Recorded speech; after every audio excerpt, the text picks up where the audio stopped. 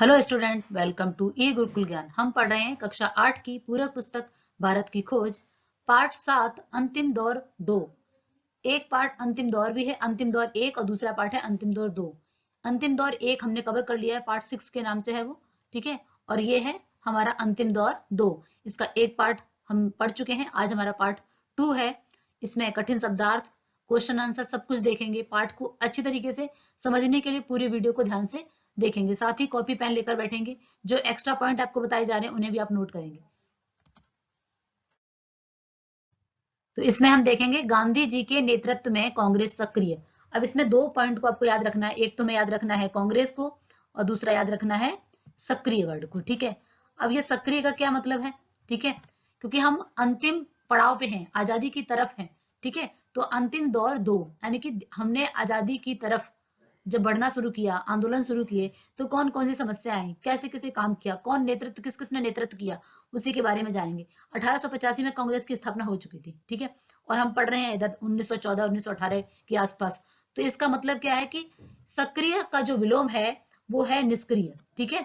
इसका जो विलोम हो जाएगा वो क्या हो जाएगा, निष्क्रिय। इसको ध्यान रखना कि मतलब आप कोई भी एक्टिविटी नहीं कर रहे हो, किसी प्रकार का कोई काम नहीं हो रहा है, ठीक है। लेकिन अगर आप सही से पढ़ लिख रहे हैं, कोई काम, जैसे मान लीजिए अभी आप मेरी वीडियो देख रहे हैं, ठीक है। आप वीडियो देखते वक्त सिर्फ चुपचाप सुन रहे हैं, ठीक है। कुछ भी एक्टिविटी नहीं कर रहे, कोई वर्ड भी नहीं लिख रहे हैं, कुछ भी एक्स्ट्रा पॉइंट नहीं लिख रहे हैं, ठीक है।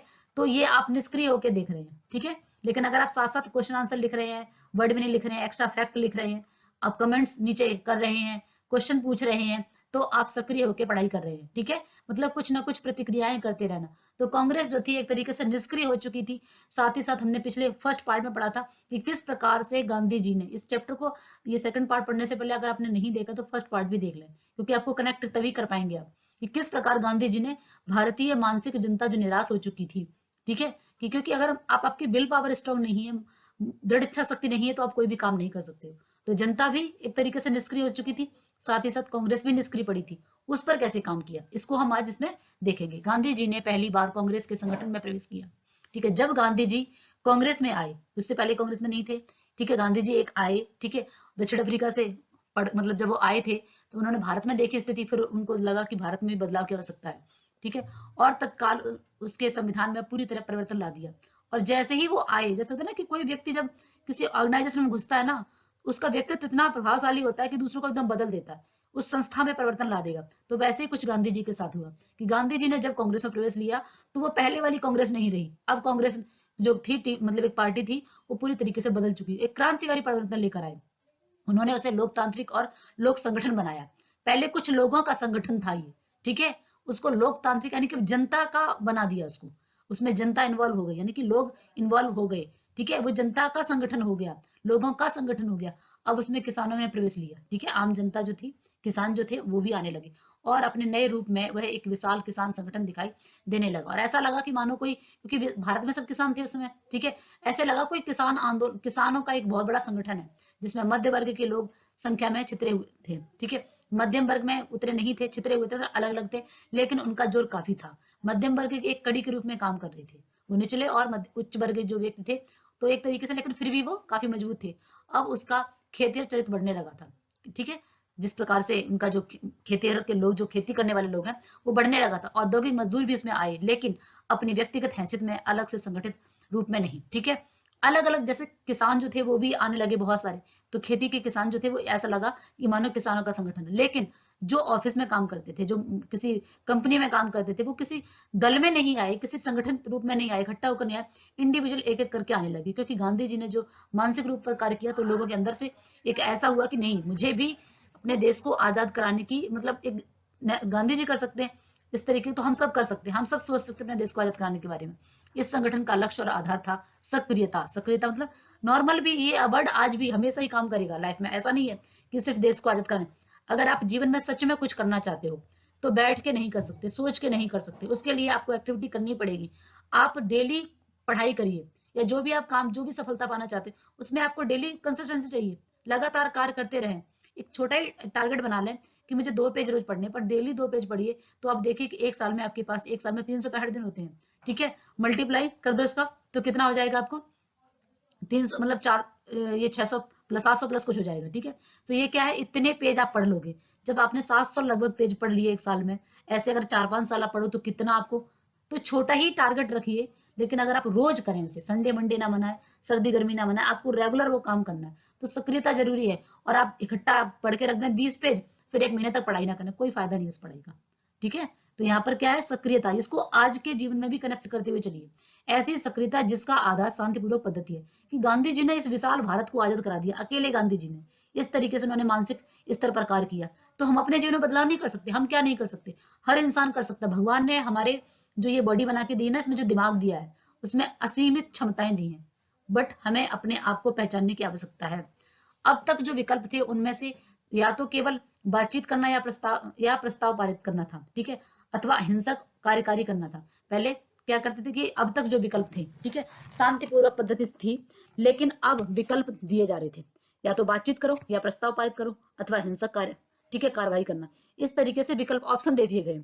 इन दोनों कार्यों को एक तरफ हटा दिया गया और हिंसा की विशेष रूप से निंदा की गई। गांधी जी ने कहा देखो हिंसात्मक नहीं होना है, सच्चाई के रास्ते पर बहुत ही शांतिपूर्वक कार्य करना है, क्योंकि वह कांग्रेस की मूल नीति के खिलाफ था, ठीक है। काम करने का एक नया तरीका निकाला गया जो पूरी तरह शांतिपूर्ण था, लेकिन जिस बात को गलत समझा जाता था उसके आगे सिर झुकाना मंजूर नहीं था। कि काम तो शांतिपूर्वक करो, ठीक है, लड़ाई झगड़ा नहीं करना है, मतलब लड़ाई झगड़ा मीन्स किसी को मारना काटना नहीं है, ऐसे आंदोलन नहीं करना जहां पर किसी की जान चली जाए, लेकिन जो गलत है उसको सिर झुकाना भी नहीं है, उसको मानना भी नहीं है, ठीक है। लेकिन इस बात को गलत समझा जाता था, उसके आगे सिर झुकाना मंजूर नहीं था। परिणाम स्वरूप इस प्रक्रिया में होने वाली जो पीड़ा और कष्ट थे उन्हें खुशी से स्वीकार करना था, ठीक है। अब जाहिर सी बात है कि आप किसी चीज को जब सहन करेंगे तो कष्ट भी होगा, लेकिन आप उसमें पैनिक होकर करेंगे या खुशी से सहन कर लो, तो वही स्थिति थी कि शांतिपूर्वक खुशी के साथ उन्होंने एक्सेप्ट किया, लेकिन हिंसात्मक नहीं हुए, अहिंसा के मार्ग पर कार्य किया। गांधी जी विचित्र प्रकार के शांतिवादी थे, मतलब एक अद्भुत चरित्र था उनका, इतना ज्यादा मतलब शांतिवादी थे कि चाहे कुछ भी हो जाए, कोई गाली देके चला जाए, कुछ भी कर, लेकिन वो गुस्से में नहीं आते थे। वे गतिशील ऊर्जा से भरे हुए सक्रिय व्यक्ति थे, मतलब ऐसा नहीं था कि वो बाहर से दिख रहे हैं शांत, लेकिन अंदर से बहुत स्ट्रांग थे, बहुत मजबूत थे। उन्होंने कभी भाग्य से हार नहीं मानी, ऐसी बात के सामने सिर झुकाया जिसे वे बुरा समझते थे, ठीक है। कभी भी ऐसी बात के आगे सर नहीं झुकाया, ना ही कभी भाग्य के साथ समझौता किया। सत्य, अहिंसा और कर्मठ, ये 3 गांधी जी के मूल मंत्र हैं। उसमें उन्होंने मुकाबला करने की भरपूर शक्ति दी, गर्चे वे ऐसा शांतिपूर्ण और शिष्ट ढंग से कार्य करते थे। हालांकि वो बहुत ही शांतिपूर्ण ढंग से कार्य करते थे, ऐसा नहीं था, भाग्य को नहीं मानते थे, सर किसी गलत चीज के आगे सर को नहीं झुकाना है, लेकिन फिर भी वो बहुत ही ज्यादा शांतिपूर्वक ढंग से कार्य करते थे। सक्रियता का आह्वान दोहरा था। सक्रियता का मतलब क्या है, जो एक कहते ना कि कुछ काम करना शुरू किया, ठीक है, तो वो काम करने का जो ढंग था वो दोहरे ढंग से हो रहा था। जाहिर है कि विदेशी शासन को चुनौती देना और उसका मुकाबला करने की सक्रियता तो थी ही, अपनी खुद की सामाजिक बुराइयों के विरुद्ध लड़ने की सक्रियता भी थी। अब दोहरा समझ में आ गया कैसे था, 2 कारण थे, 2 परिवर्तन हो रहे थे, ठीक है। एक तो आम जनता का प्रवेश हो गया उसमें, किसानों का हो गया, खेतर मजदूर का हो गया, सबका हो गया उसमें कांग्रेस में। साथ ही साथ अब 2 प्रकार के, एक तो अपनी ही जनता से लड़ना पड़ रहा था, ठीक है, जो साहूकार महाजन जो एक तरीके से मीडिएटर का कार्य कर रहे थे अंग्रेजों और भारतीय जनता के बीच में, और दूसरा अंग्रेजी हुकूमत से मुकाबला करना। 2 प्रकार की विचारधाराएं जो थी वो चल रही थी, एक अपने लोगों से युद्ध करना, एक विदेशियों से युद्ध करना, अपनी खुद की सामाजिक बुराइयों से लड़ाई करना। कांग्रेस के मुख्य आधार थे राष्ट्रीय एकता, जिसमें अल्पसंख्यकों की समस्या को हल करना और दलित जातियों को ऊपर उठने का साथ छुआछूत के अभिशाप को खत्म करना शामिल था। साथ ही साथ हमारे यहाँ जो रूढ़िवादिता फैल चुकी थी, ठीक है, अल्पसंख्यक, दलित, छुआछूत, ये जो एक तरीके से ना बुराइयां फैली हुई थी, जैसे हमने पहले इसमें चैप्टर 6 में पढ़ा था, पूरा का पूरा चैप्टर जो है हमारा, वो सामाजिक जो आंदोलन थे वो किसी न किसी सामाजिक बुराई को खत्म कर रहे थे। हमारे जो रूढ़िवादी समाज हो चुका था उसमें राजा राम मोहन राय को, विवेकानंद को पढ़ चुके हैं। अगर आपने नहीं पढ़ा तो वो भी आप चैप्टर पढ़ के देख सकते हैं, पूरा का पूरा सामाजिक आंदोलन पे है चैप्टर हमारा वो, इसमें गांधी जी पर पूरा दिया हुआ है। तो गांधी जी ने कि किसी तरीके से समानता आई, ठीक है, ऐसा भेदभाव वाला नहीं, भेदभाव नहीं होना चाहिए। अगर भेदभाव है तो फिर आप वहां ठीक से काम नहीं कर सकते हो, ना ही उस समाज का कभी विकास हो सकता है। गांधी जी ने अंग्रेजी शासन की बुनियादों पर चोट की, मतलब जो बेसिक थी अंग्रेजी, जो एक होता है ना किसी नींव पर काम करना, कहते हैं ना कि किसी की अगर पेड़ को आप काटोगे जड़ से तो विशाल वृक्ष आराम से नीचे गिराया जा सकता है, लेकिन अगर एक एक शाखा को काटोगे तो मुश्किल है इसको गिरा पाना। तो वही है, गांधी जी ने अंग्रेजी शासन की बुनियाद पर चोट की। उन्होंने कहा कि खिताब छोड़ देना चाहिए जो अंग्रेज एक झूठे एक तरीके से ना दिखावे के लालच में उपाधियां दे देते थे, किसी को सर की उपाधि, किसी को वायसराय की उपाधि, किसी को कुछ इस तरीके की। गर्चे कम लोगों के खिताब छोड़े गए, हालांकि कम लोगों ने खिताब छोड़े, जैसे अलग अलग जलियांवाला हत्याकांड के समय, ठीक है, अलग अलग जो उपाधियां लोगों ने छोड़ भी दी थी कई बार, तो वह कुछ लोगों ने, भाई गांधी जी कह रहे ऐसा नहीं कि कहने पर सबने एकदम छोड़ दी, कुछ लोगों के अंदर अभी लालच था ना। लेकिन अंग्रेजों द्वारा दिए गए इन खिताबों के लिए आम जनता में इज्जत समाप्त हो गई थी। अब जिन्होंने नहीं भी समाप्त दिया था, वापस नहीं किया था, जो अभी आपका जो मौलिक अधिकार में इसमें उपाधियों का अंत जो है वही है ये। पहले अंग्रेज सरकार क्या करती थी, उपाधियां देती थी, तरह तरह से टाइटल दे देती थी। उन टाइटल्स को कुछ लोगों ने गांधी जी के कहने पर कि भाई हमें नहीं चाहिए तुम्हारा ये उपहार, वापस ले जाओ, ठीक है। उनके द्वारा जो अत्याचार किए जा रहे थे, जैसे जलियांवाला हत्याकांड के बाद हुआ, सर की उपाधि वापस कर दी, ठीक है। तो इसी तरीके से क्या हुआ कि कुछ लोगों ने वापस कर दी, बट कुछ लोगों ने वापस नहीं की, तो आम जनता में उनके लिए कोई इज्जत नहीं रही, ठीक है। एक तरीके से वो खुद ही शर्मिंदगी महसूस कर रहे थे और ये पतन के प्रतीक बन गए। मतलब जिसके भी है, एक तरीके से कहते हैं ना कि खुद के घर में ही खुद दुश्मन बन जाना, ऐसे वो लोग हो गए थे। नए मानदंड और मूल्य स्थापित किए गए। वायसराय के दरबार में रजवाड़ों की शान शौकत जो इतना अधिक प्रभावित करती थी, बेहद उपहासास्पद हो गई। मतलब हंसी के पात्र हो गए, उपहासास्पद मतलब मजाक के पात्र हो गए, हंसी के पात्र हो गए, अभद्र शर्मनाक लगने लगी थी, क्योंकि वह आम जनता की गरीबी और कष्टों से घिरी हुई थी, ठीक है। जो वायसराय, जो मतलब राजे रजवाड़ों में कुछ लोगों को क्या किया था अंग्रेजों ने, फायदे के लिए यूज किया था ना, और वो लोग आराम से मजे कर रहे थे, अपने ही जनता पर खुद ही अत्याचार कर रहे थे। अब आम जनता वही उनके लिए मजाक कर रही थी, उनको अभद्र तरीके से, शर्मनाक तरीके से देख रही थी। तो ये उनके लिए बहुत ही ज्यादा दुर्भाग्य था, एक तरीके से कह सकते हो, क्योंकि वह आम जनता गरीबी और कष्टों से घिरी हुई थी। धनी लोगों ने भी कम से कम ऊपरी तौर पर उनमें से बहुतों ने सादा रहन सहन अपना लिया था। और इस तरीके से देख देख के लोगों ने क्या किया कि अपने रहन सहन में बदलाव लाया। अंग्रेजी वेशभूषा में जो रहते थे ना, उसको धीरे धीरे त्यागना शुरू कर दिया। वेशभूषा में उसमें अपनी मामूली लोगों में कोई अंतर नहीं रह गया, और इस तरीके से आम जनता और जो अंग्रेजों के द्वारा उपाधियां, जो वेशभूषा, जो पहनावा, जो उनको पदवी दी जा रही थी, वो भी लोगों ने धीरे धीरे त्याग करना शुरू कर दिया। तो आम जनता एक जैसी लगने लगी थी। कांग्रेसों के पुराने नेता जो एक अलग और ज्यादा निष्क्रिय परंपरा में पले थे, मतलब कुछ इतने साल, 20 साल तक कोई कार्रवाई नहीं हुई कांग्रेस में, 20 साल तक कुछ भी नहीं हुआ, तो एक तरीके से क्या निष्क्रिय पड़ी हुई थी। ऐसे नेता इन नए दौर तरीकों से आसानी से नहीं था। भाई जाहिर सी बात है, जो खुद नहीं परिवर्तन चाह रहे तभी 20 साल तक आराम से बैठे रहे, कुछ नहीं। जब हम खुद कुछ नहीं चाहेंगे, तो अगर कोई आएगा काम करने, मैं किसी ऑफिस में काम कर रही हूँ, ठीक है, मैं किसी स्कूल में काम कर रही हूँ, मैं क्लास पढ़ाने नहीं जा रही हूँ, और 2 टीचर आ जाए, वो अच्छा पढ़ाने जा रहे हैं, तो मुझे क्या लगेगा, मैं जल्दी से उनको पसंद नहीं करूंगी कि बड़े कमेरे आए हैं, बहुत काम कर रहे हैं, जब देखो तो क्लास में जाते हैं, जब ये कर रहे हैं वो कर रहे हैं। तो ऐसे ऑफिस में भी कुछ लोग होते हैं, ठीक है। तो यही कांग्रेस के साथ 20 साल तक उसमें कुछ भी कार्रवाई नहीं, कोई भी काम नहीं हुआ। तो जब आम जनता और बाकी लोग आने लगे, जो सक्रिय हो गए, जो काम कर रहे थे, अंग्रेजों के खिलाफ आवाज उठा रहे थे, तरह तरह के परिवर्तन ला रहे थे, कानून ला रहे थे, ठीक है, तो उन लोगों को वो समझ में नहीं आ रहे थे, हजम नहीं हो रहे थे, एक तरीके से कह सकते हो। आम जनता की इस उठान ने उन्हें परेशानी खड़ी कर दी, और उनके लिए परेशानी खड़ी हो गई। लेकिन जो हवा पूरे देश में बही, इन लोगों ने भी उसका नशा कुछ दूर तक भर गया, ठीक है। और गांधी जी ने जो एक तरीके से ऐसी देश में आजादी की जो हवा, ठीक है, एक ऐसा नशा चढ़ा दिया कि पूरे भारत को उस हवा में बह जाना पड़ा। ऐसा कहा जाता है कि भारतीय मानस मूलतः निवृत्तगामी है, ठीक है। हमारी भारत की जो जनता है, भारत हमेशा किसके लिए, कि हम अपने मुक्ति के मार्ग पर जा रहे हैं, ठीक है। मुक्ति के मार्ग पर हम जो भी कार्य करते हैं, हमेशा धार्मिक रूप में करते हैं कि हम जो भी करेंगे तो इसका हमें क्या मिलेगा, पाप मिलेगा, पुण्य मिलेगा, हम इसका हमारे जीवन पर क्या प्रभाव पड़ेगा। तो हमेशा ऐसे कामों पर भारतीय जनता काम करती है कि हमें मोक्ष की प्राप्ति हो, तो निवृत्तगामी, ठीक है। पर गांधी जी इस निवृत्तगामी से एकदम विपरीत थे। उनका ऐसा नहीं था कि मुक्ति के मार्ग पर, ऐसा नहीं था, ठीक है। भारतीय जनता की निष्क्रियता के विरुद्ध संघर्ष करने और उसमें बदलने के लिए जितना काम उन्होंने किया, किसी दूसरे ने नहीं किया। मतलब उनका यह था कि भाई इस तरीके से काम नहीं चलेगा, निष्क्रियता किसी काम की नहीं है, ठीक है।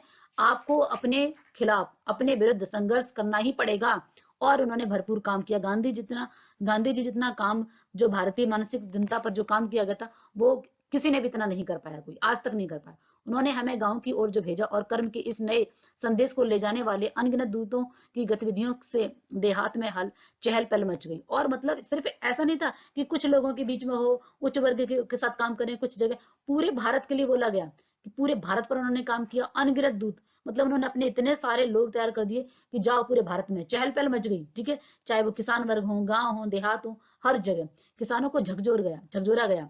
मतलब उनको अंदर से कि भाई तुम क्या कर रहे हो, अपने खेत पे अनाज पैदा करके, और किस तरीके से मजदूरों की तरह उसमें दबे जा रहे हो बोझ में, है ना। तो वो सारी चीजें उनको समझाई गई। हम लोगों पर प्रभाव दूसरे ढंग से था। क्योंकि हर किसी का अलग अलग ढंग से होता है। तो वैसे ही कह रहे कि हम लोगों पर, कौन कह रहा है, नेहरू जी कह रहे, हम लोगों पर प्रभाव दूसरे ढंग से था। हमने पहली बार ग्रामीण को उसकी कच्ची झोपड़ी में भूख से उसकी छाया के साथ जो हमेशा उसका पीछा करती है, कि पहली बार देखा, चिपटे देखा है। वो कह रहे नेहरू जी हम पर दूसरे तरीके का प्रभाव पड़ा। ठीक है, कैसा प्रभाव पड़ा कि हमने पहली बार उन कच्ची झोपड़ी में रहने वाले किसानों को देखा जिनके साथ हमेशा से उनकी परछाई वो चिपकी रहती है। हमने यात्राओं से भारतीय अर्थव्यवस्था के बारे में पुस्तकों और विद्वतापूर्ण भाषण की तुलना में अधिक जाना था। हमने तभी तक किताब पढ़ा था। ठीक है, अपने ज्ञान के आधार पर भाई जो भाषण सुन लिए, जो देख लिए, वही देखा था। जो भावात्मक अनुभव हमें पहले हो चुके थे उनमें बल मिला, और जो हमने किताबों में पढ़ लिए थे और वही चीज आप सामने देखते हो तो फिर आप भावात्मक यानी इमोशंस आपके वो एकदम आ जाते हैं, दिखाई देता है कि किस प्रकार से वो भारत की जनता त्रास हो चुकी थी। ठीक है, आर्थिक, सामाजिक और दूसरे मामलों में गांधी जी के विचार बहुत सख्त थे। उन्होंने इस सबको कांग्रेस पर लादने की कोशिश नहीं की। इनमें से कुछ विचारों ने उन्होंने कांग्रेस पर बैठाने की कोशिश की। वे सावधानी से आगे बढ़े क्योंकि वे जनता को अपने साथ ले जाना चाहते थे। उन्हें ऐसा नहीं किया कि कांग्रेस में भाई परिवर्तन, आप कुछ काम नहीं कर रहे, उनको कुछ सुनाने बैठ जाते, नहीं। उन्होंने अपने पे रखा कि मैं बदलाव लाऊंगा, मैं बदलाव जो है वो ला के रहूंगा और करूंगा। ठीक है, कांग्रेस के लोगों को इतना नहीं कि भैया आप चलो मेरे साथ, ऐसा करो वैसे, उन्होंने स्वयं, ठीक है, और इस प्रकार से सावधानी पूर्वक, क्योंकि उन्हें पूरी जनता को एक साथ लाना था, तभी हम आजाद हो सकते थे, उन्हें ये बात पता थी। बहुत से लोगों ने उनके सभी विचारों को स्वीकार नहीं किया। बहुत से ऐसे लोग होते हैं, कभी भी आप समाज में देखिए, पास्ट उठा के देखिए, वर्तमान उठा के देखिए, और फ्यूचर में भी ऐसा होता है, होगा, कि आप कभी भी कोई भी काम, जब बदलाव की बात करते हो ना, चाहे घर के लोग हों या समाज के लोग हों, देश के लोग, कहीं कहीं भी लोग हों, एकदम से आपकी बात को 100% नहीं स्वीकारेंगे। किसी कोई 10%, कोई 20%, कोई 50%, कोई 100%, कोई 90%। तो हर तरीके की विचारधाराओं को मानने वाले लोग हैं, तो उसी हिसाब से आपकी बात को भी स्वीकारा जाता है। कुछ लोगों ने उनके बुनियादी दृष्टिकोण से मतभेद था, दो तरह से थे उनके विचार, अस्पष्ट किंतु पर्याप्त प्रभाव डाला। ठीक है, अलग अलग तरीके से। हर बात की बुनियादी कसौटी यह है कि उसके आम जनता का भला कहाँ तक होना है। उनका यही था, सिंपल, गांधी जी का, कि चाहे जो भी हो, मेरा एक बेसिक मुद्दा ये था कि कैसे भी आम जनता का भला हो, बस। दूसरे, यह कि लक्ष्य भले ही सही हो, लेकिन साधना हमेशा महत्वपूर्ण होती है और उसकी अनदेखी नहीं की जा सकती है। ठीक है, कि हमारा जो लक्ष्य है, ठीक है, लक्ष्य सही है, अगर लक्ष्य आपका सही है, फिर उस रास्ते में चाहे जितने भी दिक्कतें आए, जो भी आए, वो हमें क्या करना है, हमारे लिए बहुत ही सावधानी पूर्वक वो काम करना है, उनको अनदेखा नहीं करना है, क्योंकि हर एक काम आपके उस लक्ष्य को पहुंचाने में कामयाब होगा। ठीक है, कि आप उस लक्ष्य को पहुंचने के लिए क्या क्या कार्य कर रहे हैं, एक भी कदम आपका उस लक्ष्य से आपको दूर कर सकता है। गांधी जी मूलतः धर्मप्राण व्यक्ति थे। धर्मप्राण का मतलब क्या हो गया, कि वो धार्मिक प्रवृत्ति के व्यक्ति थे, धार्मिक थे। ठीक है, वे अपने अंतरम से गहराइयों तक हिंदू थे, अंतर मन से हिंदू थे। ठीक है, जैसे कोई हिंदू, कोई मुस्लिम, कोई सिख, ईसाई, तो वैसे ही गांधी जी एक धार्मिक व्यक्ति थे। जैसे हम सब जानते हैं, हमेशा रघुपति राघव राजा राम गाना भी गाते रहते थे, मंदिर में पूजा वगैरह सब कुछ करते थे। वे अंतर मन से हिंदू थे। ठीक है, अंतर मन से क्या हो गया, अंदर से, ठीक है, आंतरिक मन से। लेकिन धर्म संबंधी उनकी अवधारणा किसी किसी सिद्धांत, परंपरा या कर्म कांड से कोई संबंध नहीं था। लेकिन हिंदू धर्म में जो कर्म कांड, जो बुराइयां, जो बहुत सारी अवधारणाएं आ चुकी थी, उनसे उनका कोई संबंध नहीं था, कि नहीं भाई हम भी ऐसा करेंगे, ऐसा होता है, उनसे उन्हें कोई मतलब नहीं था। वो कर्म पर विश्वास रखते थे। उनका बुनियादी सरोकार उन नैतिक नियमों में उनके दृढ़ विश्वास था, जो सत्य या प्रेम के नियम से था। सत्य, अहिंसा, इन दोनों शब्दों को हमेशा एक के लिए अदल बदल कर इस्तेमाल करते थे। उनका था कि हमेशा सत्य बोलो, कर्म करो, और अहिंसा के मार्ग पर रहो, किसी को मारना नहीं है, हिंसा नहीं करनी है। ठीक है, तो ये उनके मूल मंत्र थे गांधी जी के, सत्य, अहिंसा और, ठीक है, सत्य के रास्ते पर आप चलेंगे तो जाहिर सी बात है परेशानी आएंगी। इन दोनों शब्दों को हमेशा अदल बदल के ले सकते थे वो। उनका दावा है कि वे हिंदू धर्म की मूल भावनाओं को समझते हैं, कि हिंदू धर्म में जितने भी अवधारणा है, मूल भावना है, उनको वो समझते हैं। लेकिन जो बहुत सारी रूढ़िवादिता उसमें आ गई, उनको उन्हें मंजूर नहीं था। उन्होंने हर उस सिद्धांत और व्यवहार को नामंजूर किया है जो किसी आदर्शवादी संख्या से मेल नहीं खाता है। ठीक है, ऐसे बहुत सारे विचार नहीं बाद में पढ़ते रहते हैं और जनता उनको फॉलो करती रहती। वही वो कह रहे हैं कि ऐसा मैं कोई व्यवहार बर्दाश्त नहीं करूंगा, ऐसा कोई सिद्धांत फॉलो नहीं करूंगा जो आदर्शवाद के खिलाफ हो। ठीक है, वे सबसे ऊपर नैतिक नियमों की सत्ता मानते हैं, कि पहले मॉरल वैल्यू, ठीक है, नैतिक मूल्य, आपको लोगों की मदद करनी है, हिंसात्मक, अहिंसावादी रहना, हिंसात्मक नहीं रहना। आप असत्य बोल रहे हो, अहिंसावादी हो रहे हो, फिर आप मंदिर में जाके पूजा कर लो, कोई फायदा नहीं है। मतलब आपके जो कर्म है, ठीक है, नैतिक मूल्य जो है, वही आपके लिए एक प्रकार से धर्म है। वह भी उस रूप में जिस रूप में उन्होंने खुद उन्हें देखा और समझा। जीवन के अन्य पक्षों की ही तरह औसत आदमी के लिए इससे राजनीति में परेशानी और अक्सर गलतफहमी पैदा होती है, ठीक है। लेकिन कोई बाधा उन्हें अपनी पसंद से सीधे रास्ते से नहीं हटा सकती है। मतलब ये एक तरीके से था कि कोई भी बाधा, चाहे कितनी भी परेशानियां आ जाएं, उन्हें उनके रास्ते से हटा नहीं सकती, क्योंकि एक सीमा के भीतर वे बराबर अपने को बदलती हुई स्थिति के अनुरूप ढालते चलते हैं। जैसे आप देखते हो ना कि जब आप किसी नए शहर में जाते हो, नई जगह जाते हो, तो उसके अनुरूप हमें अपने आप को ढालना ही पड़ता, अदरवाइज हम वहां सर्वाइव नहीं कर पाएंगे। वे हमेशा खुद अपने से शुरुआत करते थे। उनकी कथनी और करनी में इतना मेल होता था जितना हाथ और दस्ताने में होता था। ऐसा नहीं था कि हम कह कुछ और रहे हैं, कर कुछ और रहे हैं, ठीक है। कहावत भी है ना कि कहना आसान है पर उतना करना नहीं है, लेकिन वो जो बोलते थे वही करते थे। उनकी कथनी करनी हमेशा एक जैसी होती थी, जिस प्रकार एक हाथ का दस्ताना उसी हाथ का दस्ताना है जैसा वो हाथ दिख रहा है ना। जितना छोटा हाथ है, छोटा दस्ताना, तो वही कहने का मतलब उसके जैसा ही, जैसा बोलते थे वैसा ही वो करते थे, ठीक है। एक गांधी जी ने एक उसमें एग्जाम्पल भी दिया है कि एक बार मिठाई वाला की मिठाई खिलाने के लिए, तो पहले उन्होंने खुद इंप्लीमेंट करके देखा कि पहले मिठाई जो गुड़ है मैं खुद छोड़ के देखूं, तब मैं किसी बच्चे को मना कर पाऊं, किसी व्यक्ति को मना कर पाऊं। तो वो जो भी काम करते थे पहले खुद इंप्लीमेंट करके देखते थे अपने ऊपर, तब उसके बाद दूसरों पर फॉलो कराने की कोशिश करते थे। जिस भारत को वो अपनी इच्छा और आदर्शों के अनुरूप ढालने जा रहे थे, उसके बारे में उनका विचार था कि मैं एक ऐसे भारत के लिए काम करूंगा जिसमें गरीब से गरीब व्यक्ति भी यह महसूस करे कि यह उसका अपना देश है, जिसके निर्माण में उसकी आवाज प्रभावी है। एक ऐसा भारत जिसमें ऊंच नीच वर्ग नहीं होगा। मतलब वो चाहते थे कि मेरे सपनों का भारत ऐसा हो जहां पर सभी ना कोई गरीब हो, ना कोई अमीर हो, ना कोई ऊंच हो, ना कोई नीच हो, इस तरीके की कोई भावना ना हो। और गरीब व्यक्ति भी खुले स्वतंत्र रूप में ऐसे जी सके कि यही मेरा भारत है, ये मेरा अपना भारत है, किसी के दबाव में रह के नहीं।